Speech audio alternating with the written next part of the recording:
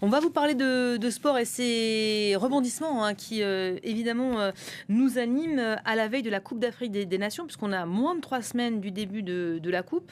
Le Cameroun a décidé de se séparer de son sélectionneur, dites-nous tout. Et de quoi s'interroger sur le timing à 3 semaines d'une telle échéance pour les Lions indomptables qui figurent de surcroît dans le groupe le plus relevé de cette compétition, en compagnie des tenants du titre, les Ivoiriens, des Gabonais de Pierre-Emerick Aubameyang ou encore du Mozambique. Et en guise de préparation, les joueurs, les supporters, on imagine, espérait plus de sérénité. Marc Briest, 63 ans, limogé donc hier soir par la fédération camerounaise, la FECAFOOT, qui a listé 11 manquements professionnels. Parmi eux, le refus manifeste de participer à certaines réunions de travail, la non-communication des listes de joueurs sélectionnés, des rapports de match et des programmes d'entraînement, le non-respect de la charte marketing ou encore le détournement des joueurs et leur incitation à la défiance vis-à-vis de la fédération. Dans la foulée, David Pagou, 56 ans, jusque-là adjoint de Marc Briest, a été nommé en remplacement avec des choix déjà très forts. Il a publié la liste des 28 joueurs retenus pour la CAN au Maroc.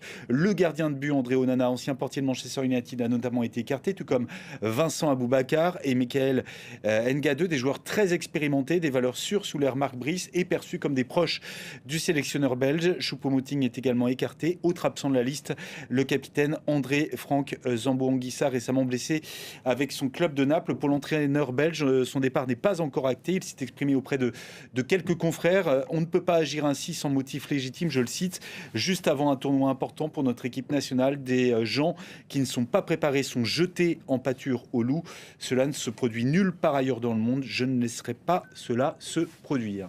Bon, le sélectionneur et le président de la fédération en conflit ouvert depuis quand même de nombreux mois. C'est pas nouveau. Oui, Samuel Eto'o, c'est le président de la fédération qui vient d'être réélu pour 4 ans à la tête de cette FECAFOOT. Il n'a pas attendu longtemps pour placer ses hommes et faire le grand ménage. Aucun joueur, aucun entraîneur ne sera plus au-dessus du Cameroun. Celui qui veut défendre le maillot devra accepter que le Cameroun est au-dessus de lui. S'il ne l'accepte pas, je prendrai mes responsabilités, dont acte. Excite Marc Briest. Entre Samuel Eto'o et Marc Briest, le courant n'est jamais passé. On a tous encore en mémoire cette altercation, cette vive altercation. Marc Briest qui venait à peine d'être nommé sélectionneur des Lions indomptables par le ministère des Sports. Nomination contestée à l'époque par Samuel Eto'o. On est en mai 2024.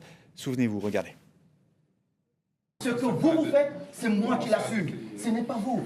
Dans votre pays, je ne le fais pas. Et vous ne me parlez pas comme ça, monsieur le sélectionneur. N'oubliez pas, en tant que footballeur, vous ne pouvez jamais me parler.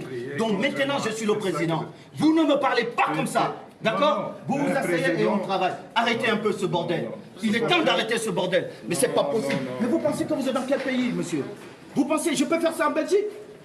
Vous pensez que je peux faire ça en Belgique, monsieur le sélectionneur? Alors, mais comment vous pouvez faire ça au Cameroun? Jamais entraîneur. Hein? J'ai été entraîneur. Pour 3 semaines. Oui, et j'ai été très très grand joueur. Très très grand joueur. Beaucoup. Merci beaucoup. Et si vous traversez, vous ne reviendrez plus.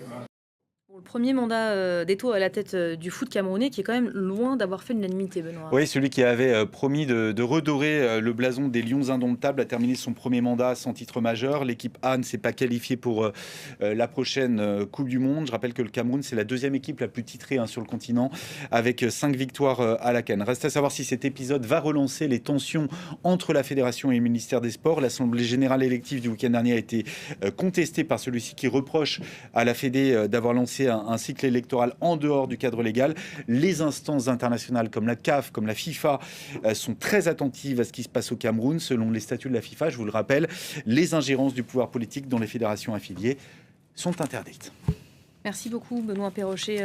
Cette Coupe d'Afrique des Nations dont on va évidemment beaucoup vous parler sur nos antennes, c'est